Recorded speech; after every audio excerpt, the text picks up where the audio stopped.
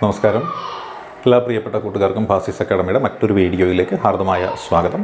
നമ്മൾ ഇന്നിവിടെ പഠിക്കാൻ പോകുന്നത് എന്തെന്ന് വെച്ചാൽ ഭാരതീയ നാഗരിക് സുരക്ഷാ സംഹിത 2023 എന്ന പേരിൽ മാറ്റം വരുത്തിയിട്ടുള്ള കോഡ് ഓഫ് ക്രിമിനൽ പ്രൊസീജിയർ 1973 ചില സുപ്രധാനമായിട്ടുള്ള ചട്ടങ്ങളെയും വകുപ്പുകളെയും കുറിച്ചാണ് ഇന്ന് നമ്മളിവിടെ നോക്കുന്നത്. ഇത് ചെയ്യുന്നത് സിവിൽ പോലീസ് ഓഫീസർ പരീക്ഷയുടെ സ്പെഷ്യൽ ടോപ്പിക്കുണ്ട്.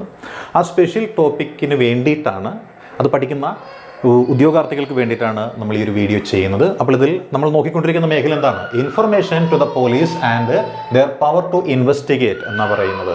പോലീസിന് കൊടുക്കുന്ന വിവരവും അന്വേഷണത്തിനുള്ള അവരുടെ അധികാരങ്ങളെയും കുറിച്ചാണ് ഇവിടെ പ്രതിപാദിക്കുന്നത്. ഇത് ഏത് ചാപ്റ്ററിലാണ് പ്രതിപാദിക്കുന്നതെന്ന് ചോദിച്ചാൽ ചാപ്റ്റർ 12 CRPCയുടെ ചാപ്റ്റർ 12 അതേപോലെ ഭാരതീയ നാഗരിക് സുരക്ഷാ സംഹിതയുടെ ചാപ്റ്റർ 13 ഇത് പ്രസ്താവിച്ചിരിക്കുന്നത്. അപ്പോൾ ഇതിൽ CRPCയുടെ സെക്ഷൻ 160 എവിടെയാണ്, എന്താണ് എന്ന് നമുക്ക് നോക്കാം അല്ല. സെക്ഷൻ 160 CRPC എന്ന് പറയുമ്പോൾ അത് ഭാരതീയ നാഗരിക് സുരക്ഷാ സംഹിതയിൽ 179ാമത്തെ സെക്ഷനായിട്ടാണ് പെടുത്തിയിരിക്കുന്നത്. അപ്പോൾ ഭാരതീയ നാഗരിക് സുരക്ഷാ സംഹിതയിലെ 179ാമത്തെ സെക്ഷനായിട്ടാണ് ഇത് പെടുത്തിയിരിക്കുന്നത്. അപ്പോൾ ഇതെന്താണ് പറയുന്നതെന്ന് ചോദിച്ചാൽ പോലീസ് ഓഫീസേഴ്സ് പവർ അല്ലെ, പോലീസ് ഓഫീസേഴ്സിൻ്റെ പവറാണ്. Police officers power to require attendance of witness എന്നാണ് പറയുന്നത്. Police officers power to require attendance of witness എന്ന് പറയുന്നു. എന്ന് വെച്ചാൽ എന്താണ്? സാക്ഷികൾ ഹാജരാവണമെന്ന് ആവശ്യപ്പെടാൻ പോലീസ് ഉദ്യോഗസ്ഥർക്കുള്ള അധികാരത്തെക്കുറിച്ചാണ് ഇവിടെ സൂചിപ്പിക്കുന്നത്. അപ്പോൾ സാക്ഷികൾ ഹാജരാവണമെന്ന് ആവശ്യപ്പെടാനായിട്ട് അല്ലെ, സാക്ഷികൾ ഹാജരാവണമെന്ന് ആവശ്യപ്പെടാനായിട്ടുള്ള പോലീസ് ഉദ്യോഗസ്ഥരുടെ അധികാരത്തെക്കുറിച്ചാണ് ഇത് സൂചിപ്പിക്കുന്നത്.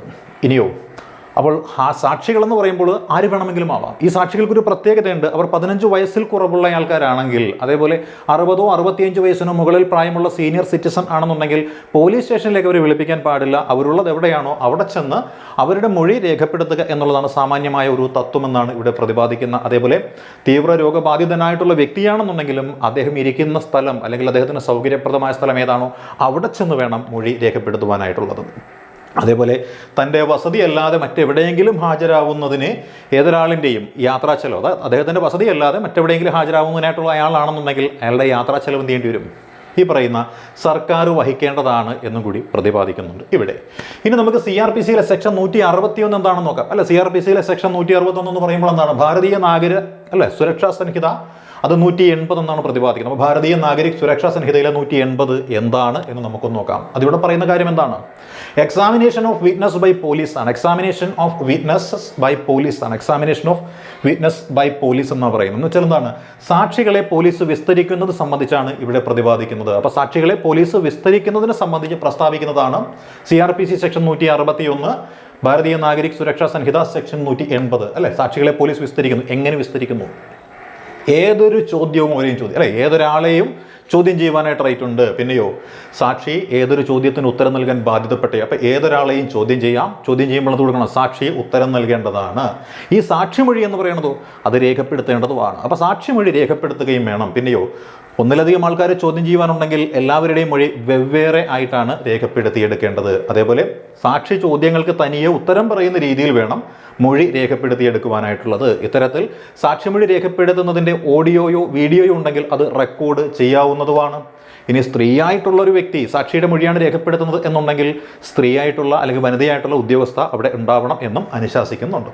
ഇനി നമുക്ക് CRPC 164 ഭാരതീയ നാഗരിക് സുരക്ഷാ സംഹിതയിലെ 183ാമത്തെ വകുപ്പ് എന്താണ്, എന്തിനെക്കുറിച്ചാണ് പ്രതിപാദിക്കുന്നതെന്ന് നമുക്ക് നോക്കാം അല്ലെ. CRPC സെക്ഷൻ 164 ഭാരതീയ നാഗരിക് സുരക്ഷാ സംഹിത എന്തിനെക്കുറിച്ച് പ്രതിപാദിക്കുന്നു എന്ന് നമുക്കൊന്ന് നോക്കാം അല്ലെ. Recording of confessions and statements എന്നാണ് പറയുന്നത്. Recording of confessions and statements അതാണ് CRPC 164 അതല്ലെങ്കിൽ ഭാരതീയ നാഗരിക് സുരക്ഷാ സംഹിത 183 പ്രസ്താവിക്കുന്നത്. എന്ന് വെച്ചാൽ എന്താണ്? Recording of confessions and statements എന്ന് പറയുന്നത് എന്ന് വെച്ചാൽ കുറ്റസമ്മതങ്ങളും സ്റ്റേറ്റ്മെന്റുകളുമാണ് ഇവിടെ രേഖപ്പെടുത്തുന്നത്. കുറ്റസമ്മതം, ഒരു വ്യക്തിക്ക് കുറ്റസമ്മതം നടത്താം, സ്വമേധയാ കുറ്റസമ്മതം നടത്താം. അദ്ദേഹത്തിന് കുറ്റസമ്മതത്തെ സാധൂകരിക്കുന്ന പ്രസ്താവനകളും നൽകാം. അപ്പോൾ അങ്ങനെ കുറ്റസമ്മതത്തെ സാധൂകരിക്കുന്ന പ്രസ്താവനകളും സ്റ്റേറ്റ്മെന്റുകളുമാണ് CRPC സെക്ഷൻ 164 ഭാരതീയ നാഗരിക് സുരക്ഷാ സംഹിത 183 പ്രസ്താവിക്കുന്നത് അല്ലേ. അപ്പോൾ അങ്ങനെ ഇവരുടെ കുറ്റസമ്മതങ്ങളും അതേപോലെ തന്നെ പ്രസ്താവനകളുമൊക്കെ രേഖപ്പെടുത്തുമ്പോൾ എങ്ങനെയായിരിക്കണം? ഒരു മെട്രോപൊളിറ്റൻ മജിസ്ട്രേറ്റ് അല്ലെങ്കിൽ ജുഡീഷ്യൽ മജിസ്ട്രേറ്റ് അല്ലെ, മെട്രോപൊളിറ്റൻ മജിസ്ട്രേറ്റ് അല്ലെങ്കിൽ ജുഡീഷ്യൽ മജിസ്ട്രേറ്റ് അവരുടെ മുൻപാകെയാണ് കുറ്റസമ്മതം അതല്ലെങ്കിൽ മൊഴി രേഖപ്പെടുത്തേണ്ടത്. പിന്നെയോ ജില്ലയിലെ ഏതൊരു മജിസ്ട്രേറ്റിന് മുന്നിലും എന്ത് ചെയ്യാം? ഇത്തരത്തിലുള്ള കുറ്റസമ്മതം എന്ന് പറയുന്നത് രജിസ്റ്റർ ചെയ്യാവുന്നതാണ് അല്ലെങ്കിൽ മൊഴി എന്ന് പറയുന്നത് രേഖപ്പെടുത്താവുന്നതാണ്. പിന്നെയോ കുറ്റസമ്മതം നടത്തുന്ന വ്യക്തിയെ അയാൾ കുറ്റസമ്മതം നടത്തി കഴിഞ്ഞാൽ അയാൾക്ക് ഭാവിയിൽ സംഭവിക്കാവുന്ന ദോഷവശങ്ങൾ എന്താണ്, ഏതെല്ലാം തരത്തിലുള്ള ശിക്ഷകളാണ് അദ്ദേഹത്തെ കാത്തിരിക്കുന്നതെന്ന് ബോധ്യപ്പെടുത്തി കൊടുക്കുവാനായിട്ട് മജിസ്ട്രേറ്റ് അല്ലെങ്കിൽ ആ കുറ്റസമ്മതം നടത്തപ്പെടുന്ന ഉദ്യോഗസ്ഥൻ ഏതാണോ അദ്ദേഹം ബാധ്യസ്ഥനാണ്.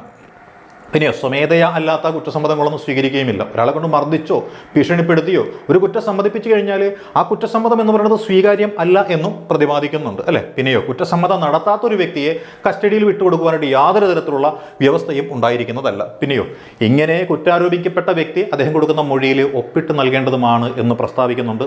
ഇതാണ് നമ്മളിപ്പോൾ പഠിക്കുന്ന ആ സെക്ഷൻസ് ആയിട്ടുള്ള CRPC section 160, CRPC section 161, CRPC section 164 എന്നിവയിൽ പ്രതിപാദിച്ചിരിക്കുന്ന കാര്യങ്ങൾ. ഈ കാര്യങ്ങൾ നിങ്ങൾക്ക് വ്യക്തമായി മനസ്സിലായി എന്ന് വിശ്വസിച്ചുകൊണ്ട് നിർത്തുന്നു. All the best.